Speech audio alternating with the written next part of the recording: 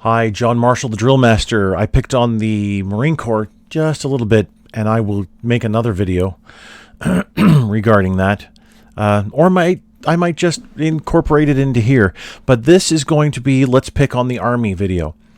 Actually, it's not picking on the Army. What I'm trying to do is highlight the specific differences, especially for color guard, when it comes to the different services and how they all approach. It gets confusing, and I know it gets confusing. All right, so I want to start out here with this picture right up above me here. This is obviously the old guard. Now, the old guard is going to be using ceremonial technique, and we can see that here. Let's see. Let me bring my cursor over. Right here, we see that there is fringe on both of the flags, the unit flag and the American flag, and that the staffs are, well, the American is actually pulled back a little bit too much, but the staffs are vertical. Now, Army, this is ceremonial drill now, okay? Army regulation drill requires, and so does the Air Force, requires a slight angle forward for the staffs. But notice that they have the proper guide on staffs. Both of the guards are at right shoulder. The Army is the only service that requires the rifles to be on the right shoulder. Even the ceremonial technique that they use, it's still the right shoulder. Alrighty, let's see. And also the cranked wrist. You can see the cranked wrist.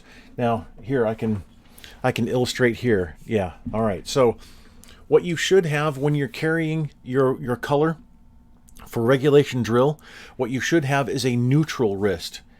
Just there you go. You can see it's flat. It's not angled in any direction, except obviously I have that slight angle forward here for my hand to hold the staff. So this is where you should be holding the staff with that slight angle forward.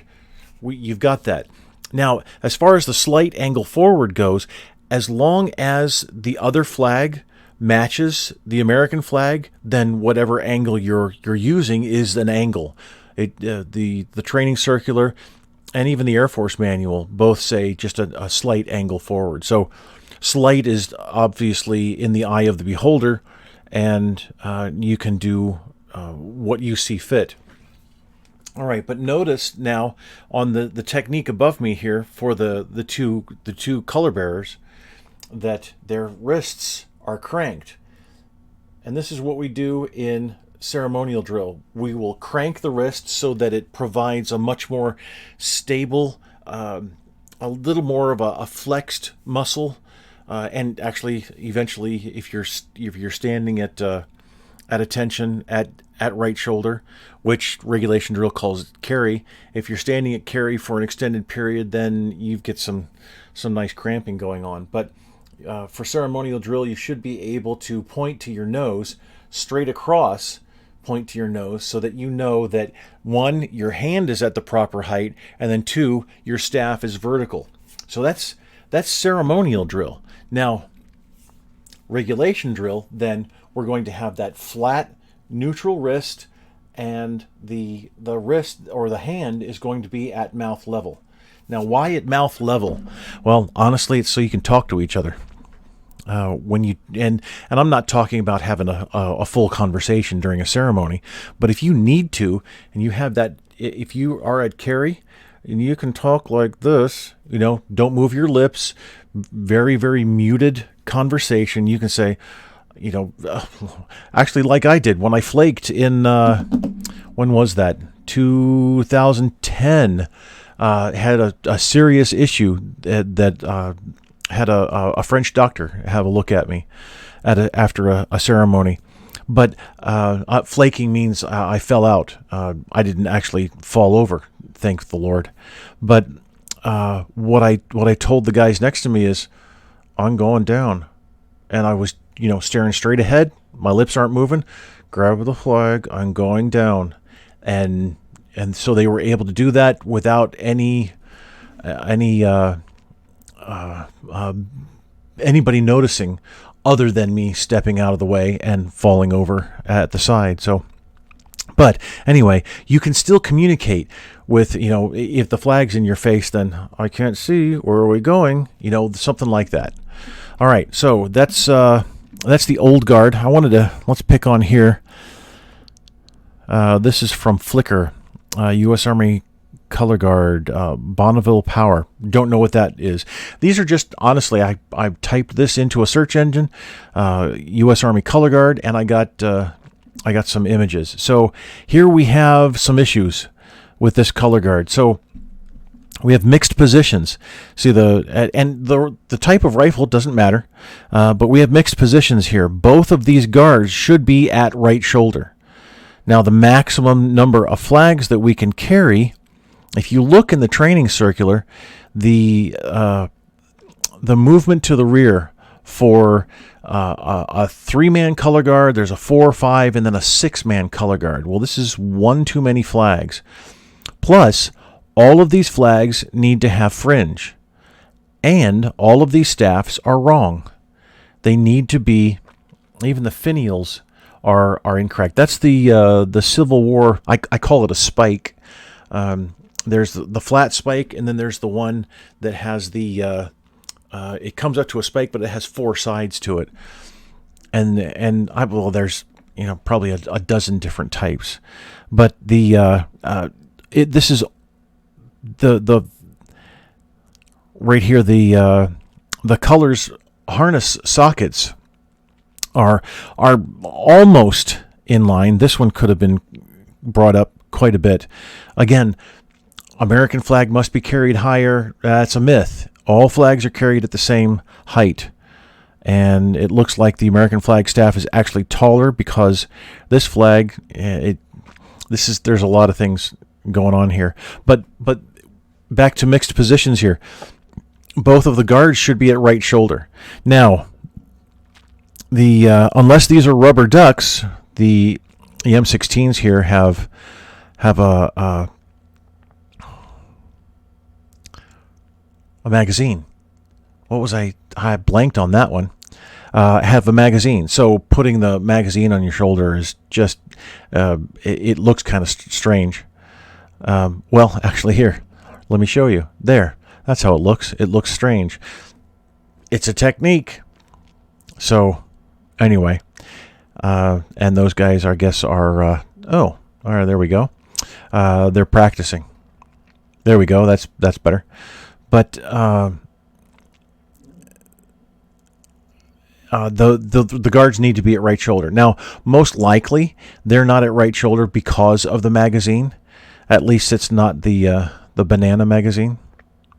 It's the shorter, so you could rest it on the shoulder, which is why then other countries lay the rifle flat. So there's I guess some wisdom in that. Although the look is kind of strange to me. And it's kind of strange to me just because I have, there we go, I'm so used to this type of look for our drill. So, and here's a good time to get into a little bit of joint information here.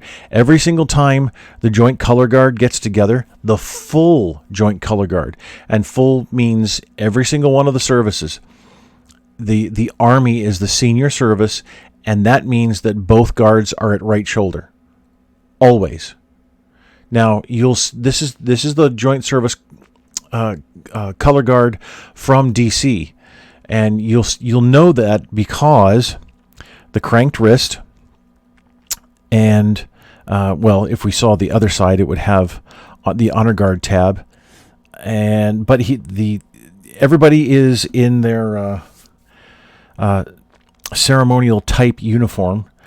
We've got some ceremonial fists going on. So and usually that's not in the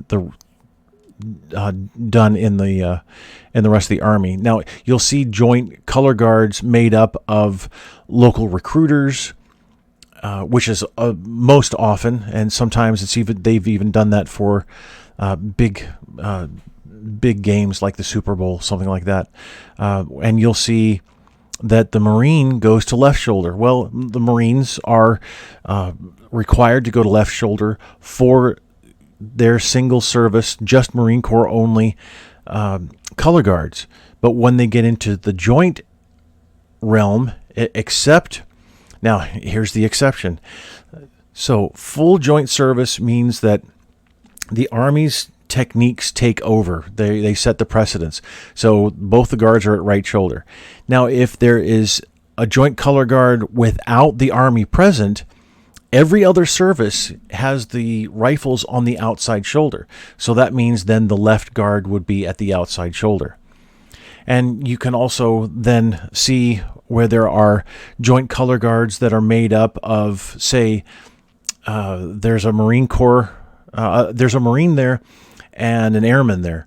And the Air Force airman is on the American flag, when technically, since the Marine Corps is the senior service, in this kind of situation, or even if every service is represented, they have different people in different positions.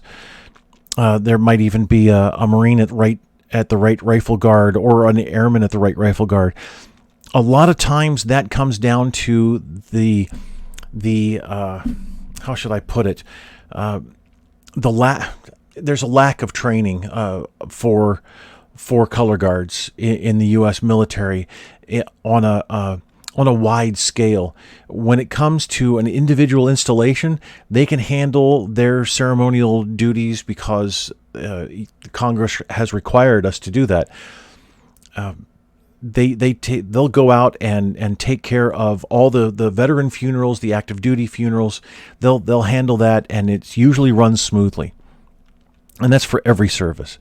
But when it comes time to work colors is not a big thing unfortunately, in much of the U.S. military. So that's why you get the more knowledgeable people, which actually tend to be Base Honor Guard members. The Air Force Base Honor Guard program was taken over. It just used to be every Base Honor Guard did pretty much whatever we wanted. And I was in, at that time, my first Base Honor Guard was Davis-Monthan. The Air Force Honor Guard then took over the program in it was starting in the mid-90s, early to mid-90s. And so by the late 90s, then they had completely taken over the program, and all the new standards were starting to come out. So it was mid to late 90s. We all wore the same uniform, and the standards were then pushed out for color guards. So that's where the plus side of the Air Force Honor Guard taking over the program, that's where that comes in. So we have more airmen trained across the Air Force than we do any other service, almost. Now, there is actually a minus side to that, and the only minus is that there is unfortunately, due to manning, there's pretty much a lack of oversight of the ceremonial programs at the base level, which is why we still get, these many years on, we still get, well, at my base we do it this way, and that's not supposed to happen. So anyway, I would say that Army and Air Force do an amazing job of keeping that ceremonial training going on, no matter the location. But when it comes to colors isn't a big thing. There's not really a big call for it. And when there is a call for it, then it's pretty much a, hey, buddy, come over here. I need you, and you to go do this. And we've got that. Yeah, it's in 4 hours we have a colors presentation. So make sure your service dress is good to go, and you two grab rifles, and you two grab the flags, and that's unfortunately how it happens sometimes. All right, let's look at this. This is the U.S. Army Pacific Color Guard. So that's unfortunate with the right arm extended. But the team looks great. It really does. Except for, no, low quarters only for females. At least she's not in a skirt. But low quarters only for color guard. you have to dress in the exact same uniform. Everyone.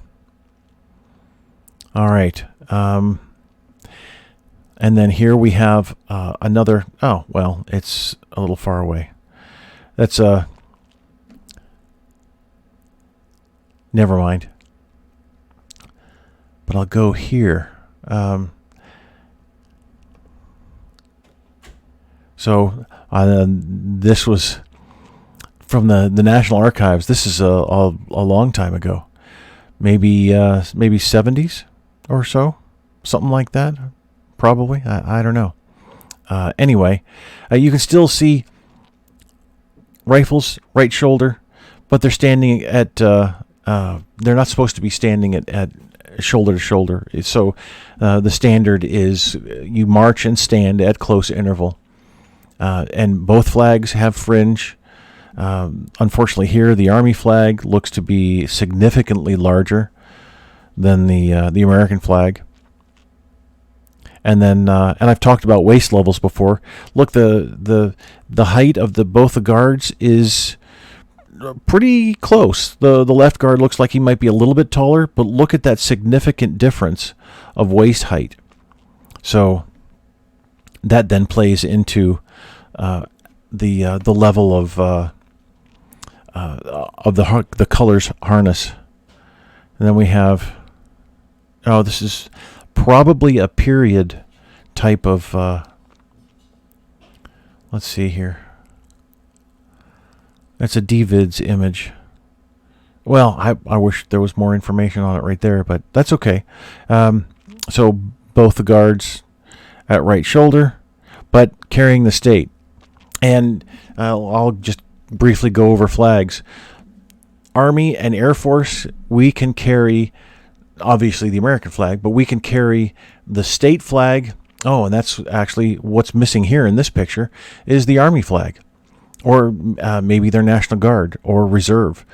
So one of those three flags, Army, National Guard, or Reserve flag, or even the unit flag needs to be there. And I don't know exactly. That actually, this might be. I'd have to ask our vexillologist, the resident vexillologist for the DrillMaster, Devon Simper. Have to ask him what his opinion is on that. Looks actually is that it looks like it might be a beaver. But then again, what's this flag? So going down a rabbit trail there. The American flag, the organizational flag, has to be there. You cannot carry what this color guard had. Right here. That's it. Can't carry the state flag and the American flag, and that's it. Also, both of these staffs are completely different lengths as well. Have to be the same length. So here we have unit flag.